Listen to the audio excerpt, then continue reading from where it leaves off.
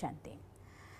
ജീവിതത്തിൽ ചില പ്രത്യേക സാഹചര്യങ്ങളിൽ ഒരു ജീവിത സഖിയെ കണ്ടെത്തേണ്ട സമയം വരുമ്പോൾ, നമുക്ക് ഇഷ്ടപ്പെട്ട ഒരു പുതിയ മേഖലയിലൂടെ പഠനം ആരംഭിക്കേണ്ട സമയം വരുമ്പോൾ, എനിക്ക് എൻ്റെ താല്പര്യമുള്ളതായിരിക്കുന്ന ജോലി ഇന്നതാണ് എന്ന ഒരു ദൃഢനിശ്ചയം എടുക്കാനാകാതെ വരുമ്പോൾ, ജീവിതത്തിൻ്റെ ഒരു പാത നിർണ്ണയിക്കേണ്ടി വരുമ്പോൾ, ഇങ്ങനെ പലപ്പോഴും പല സന്ദർഭങ്ങളിലും ചിലപ്പോൾ നമ്മുടെ ബന്ധങ്ങളിൽ ഉണ്ടാകുന്ന ഒരു വിള്ളലുകളുടെ കൂട്ടിച്ചേർക്കലിൻ്റെ സമയം വരുമ്പോൾ, അങ്ങനെ നിരവധി സന്ദർഭങ്ങളിൽ നമ്മുടെ ജീവിതത്തിൽ മറ്റുള്ളവരുടെ സഹായം നിർണയമെടുക്കാൻ വേണ്ടി ചോദിക്കാറുണ്ട്.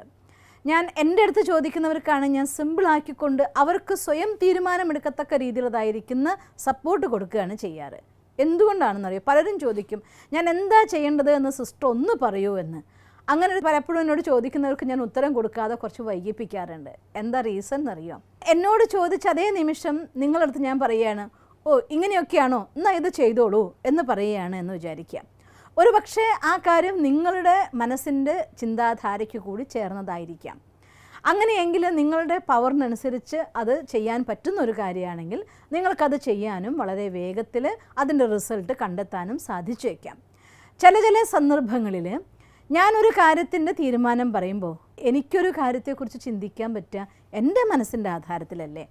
മറ്റൊരാളെക്കുറിച്ച് ഞാൻ എത്ര ഉൾക്കൊള്ളുന്ന സമയത്താണെങ്കിൽ പോലും ഒരിക്കലും അവരുടെ മനസ്സിൻ്റെ എല്ലാ തലങ്ങളും ഞാൻ കണ്ടോളണം കേട്ടോളണം എന്ന് പോലുമില്ല. ഒരു മനുഷ്യന്മാർക്കും കേൾക്കാനാവില്ല.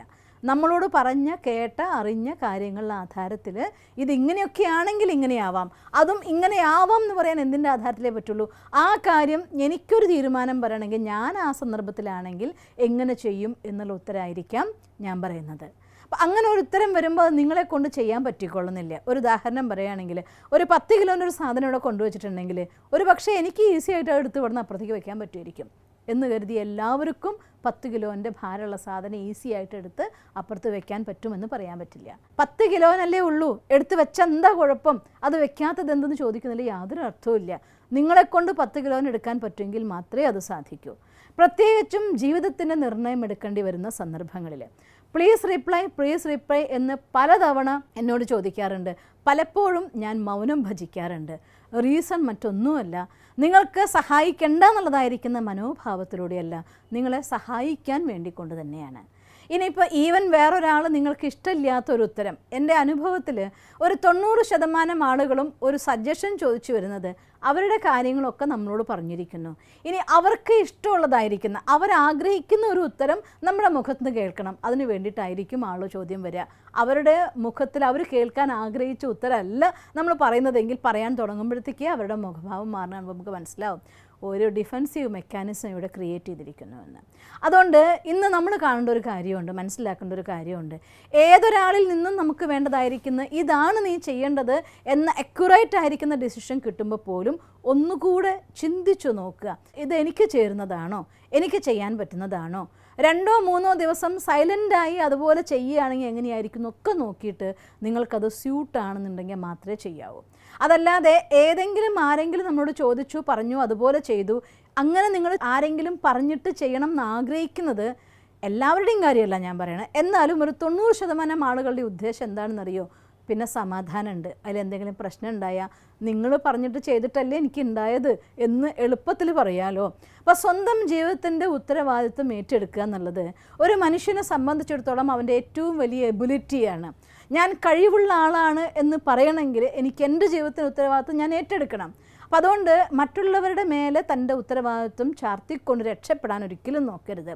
നമ്മൾ ഓരോരുത്തരും അവനവൻ്റെ ജീവിതത്തിൻ്റെ ഉത്തരം അവനവനാണ് കണ്ടെത്തേണ്ടത്. ഇങ്ങനെയൊക്കെയാണ് സാഹചര്യം. ഈ സാഹചര്യത്തിലാണ് ഇങ്ങനെയൊക്കെ നടക്കുന്നുണ്ട്, എങ്ങനെ വേണമെന്നുള്ള ഗൈഡൻസ് നമുക്ക് ആരുടെ അടുത്തുനിന്നും എടുക്കാം. എസ്പെഷ്യലി നമ്മുടെ മനസ്സ് കൺഫ്യൂസ്ഡ് ആണ് എങ്കിൽ. ഒരാൾ കസേരയിൽ ഇരിക്കുന്ന ആൾക്ക് ആ കസേരയും കൊണ്ട് നീങ്ങാൻ പറ്റില്ല, അതേസമയം മാറി നിൽക്കുന്ന ഒരാൾക്ക് കസേരനെടുത്ത് മാറ്റി വയ്ക്കാമെന്ന് പറയും പോലെ ഞാൻ മുന്നും ഒരു വീഡിയോ ഇതിനെക്കുറിച്ച് ചെയ്തിട്ടുണ്ട്. അതേപോലെ ആ സിറ്റുവേഷനിൽ നിങ്ങൾ ബന്ധിതരാകുകയാണെങ്കിൽ നിങ്ങളെ കൊണ്ട് അതിനൊരു സൊല്യൂഷൻ കണ്ടെത്താൻ പ്രയാസമാണ്. തൽക്കാലത്തേക്ക് മനസ്സിന് സാന്ത്വനം കിട്ടാൻ വേണ്ടി നിങ്ങളെ നന്നായിട്ടറിയുന്ന ആളുകളുമായിട്ട് ഷെയർ ചെയ്തുകൊണ്ട് ഇങ്ങനെയൊക്കെയാണ് സാഹചര്യങ്ങൾ, ഇങ്ങനെയൊക്കെയാണ് പോകുന്നത് എന്ന് നിങ്ങൾ സംസാരിച്ച് നോക്കുക. സപ്പോസ് അത്തരത്തിൽ വിശ്വസ്തരായിട്ടുള്ള ആളുകളെ കിട്ടാനില്ല എങ്കിൽ ഈശ്വരനെ കത്തെഴുതിക്കൊണ്ട് 2-3 എത്ര വെറൈറ്റി ഓഫ് തോട്ട്സ് നിങ്ങളുടെ മനസ്സിൽ ഒരു കാര്യത്തെക്കുറിച്ച് വരുന്നുണ്ടോ അത്രയും വെറൈറ്റി ഓഫ് ലെറ്റേഴ്സ് എഴുതിക്കൊണ്ടേയിരുന്നോ. എല്ലാം മനസ്സിനൊഴുകി കഴിയുമ്പോൾ മനസ്സ് ശാന്തമാവും.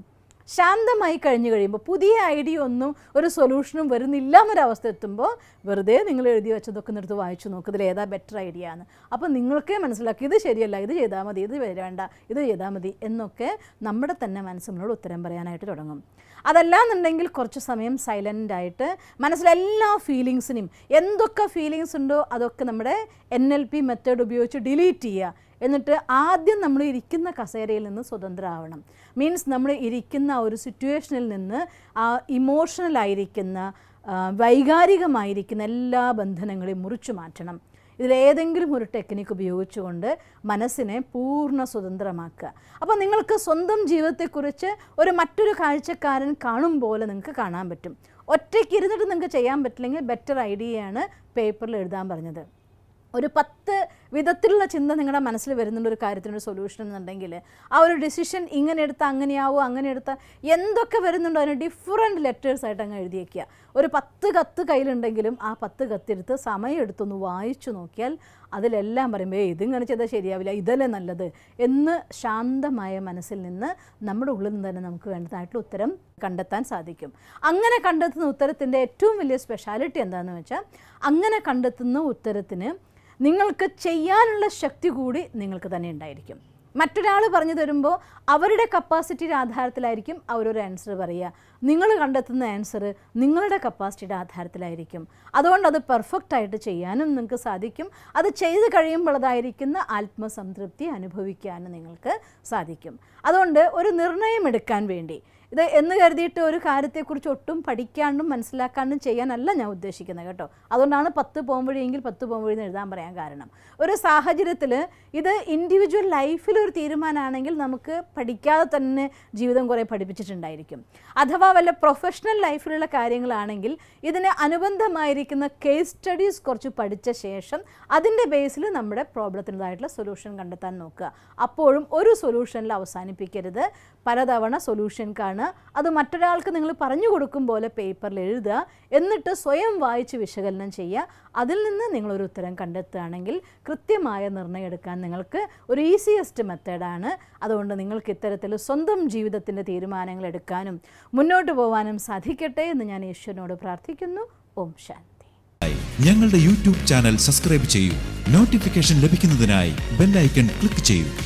ഒപ്പം ഞങ്ങളുടെ ഫേസ്ബുക്ക്, ട്വിറ്റർ, ഇൻസ്റ്റാഗ്രാം പേജുകൾ ഫോളോ ചെയ്യൂ. നന്ദി.